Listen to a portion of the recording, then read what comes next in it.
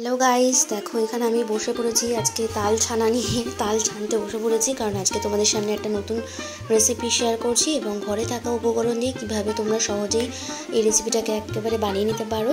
আর যেহেতু তালের মৌসুম চলছে তো সেই কারণে তালের রেসিপি তোমাদের সাথে শেয়ার করব। দেখো এখানে আমি একটা গোটা তালকে এরকমভাবে পাল্পটা বার করে নিয়েছি। কতটা হয়েছে দেখো, পরিমাণটা বুঝতেই পারছো।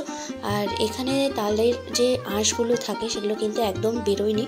আর এখানে দেখো আমি এখানে একটা বাতাসার সিরাপ বানিয়ে নিয়েছি। এটা হচ্ছে আমাদের বাড়িতে প্রত্যেক দিন যে ঠাকুরকে বাতাসা পুজো দেওয়া হয়, তো সেই বাতাসাগুলোকে তো প্রত্যেক দিন খাওয়া হয় না, সেগুলো জমে থাকে।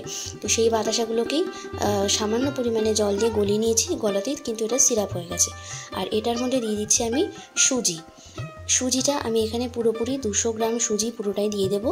আর দেবো হচ্ছে 1 চামচ নুনটা দেওয়া হয় কারণ যে কোনো মিষ্টি রান্নাতে নুনটা দিলে মিষ্টির টেস্টটা ব্যালেন্স করে। নুনটা দেওয়ার পর ভালো করে সুজি আর তালের পাল্পের সাথে ভালো করে মিক্স করে নিতে হবে। একটুখানি ফাটিয়ে মেশাতে হবে, তাহলে মেশানোটা খুব ভালো হয়। আর তবে এই সুজিটা আমি এখানে বেশি পরিমাণে একটু সুজি দিয়েছি এই কারণ সুজিটা কিন্তু খুব ফুলে যায়।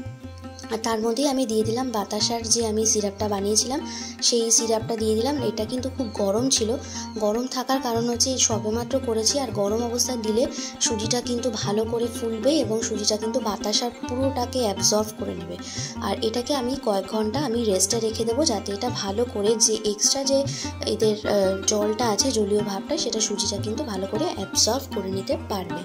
এটাকে ভালো করে ফাটিয়ে আমি মোটামুটি 2 থেকে 3 ঘন্টার জন্য রেস্টে রেখে দিয়েছি। তোমরা চাইলে আরও বেশিক্ষণও রাখতে পারো। তারপরে দেখো আমার সুজিটা কতটা ফুলে গেছে, দেখেই বুঝতে পারছো। এরকম একটু পাতলা টাইপের ছিল, এটা কিন্তু অনেকটা গাঢ় হয়ে গেছে। এবার আমি এখানে দিয়ে দেবো হচ্ছে পরিমাণ মতো ময়দা।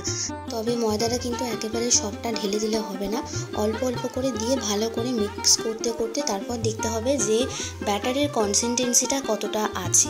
তারপর ভালো করে ময়দাটা মেশানো হয়ে গেলে এখানে দেখো আমি বড়া ভাজতে শুরু করে দিয়েছি। হ্যাঁ, তোমরা বুঝতেই পেরে গেছো আজকে তোমাদের সাথে যে রেসিপিটা শেয়ার করছি সেটা হচ্ছে তালের বড়া। কীভাবে বাড়িতে থাকা উপকরণ দিয়ে সহজেই বানিয়ে ফেলতে পারবে, আর এটা বানানো কিন্তু খুবই ইজি। তো এরকমভাবে আমি বড়াগুলোকে ছাড়তে থাকছি। আর তেলটা কিন্তু আমি রিফাইন্ড অয়েল নিয়েছি। আর রিফাইন্ড তেলটা একেবারে যখন গরম হয়ে যাবে, একদম ধোঁয়া বেরোতে শুরু করবে, তখনই আমরা বড়াগুলোকে ছেড়ে দিচ্ছি।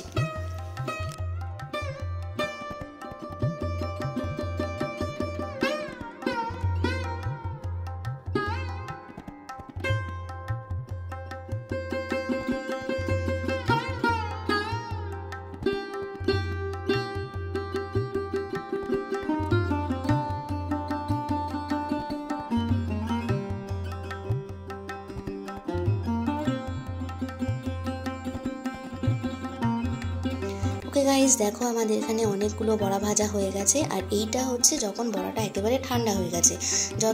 যখন প্রথম দিকে থাকে, যখন গরম থাকে, বড়াগুলোর কালারটা অন্যরকম হয়, একদম ইয়েলো টাইপের, একটু ব্রাউন টাইপের কালার হয়। আর যখন ঠান্ডা হয়ে যায় তখন কিন্তু বড়ার কালারটা অনেকটাই ডার্ক হয়ে যায়, অনেকটা ডিপ হয়ে যায়। আর এখানে দেখো আমার মা এটাকে তোমাদের দেখাচ্ছে কতটা ফ্লাফি হয়েছে বড়াগুলো, আর খুব সফট হয়েছে। এটা কিন্তু খুব ভালো হয় আর খেতে কিন্তু খুবই টেস্ট হয়। তোমরা এরকমভাবে তালের বড়া রেসিপি করে বাড়িতে খাও, এনজয় করো। আর আমার ভিডিওটা ভালো লাগলে অবশ্যই লাইক করে দিও। আর চ্যানেলটা যারা নতুন দেখছো তারা প্লিজ চ্যানেলটাকে সাবস্ক্রাইব করে চ্যানেলের পাশে থাকো। ওকে গাইস, তো তোমাদের সাথে আবার দেখা হবে পরবর্তী ভিডিওটা। ভিডিওটা শেষ করছি এখানেই, দেখা হচ্ছে খুব তাড়াতাড়ি। টাটা।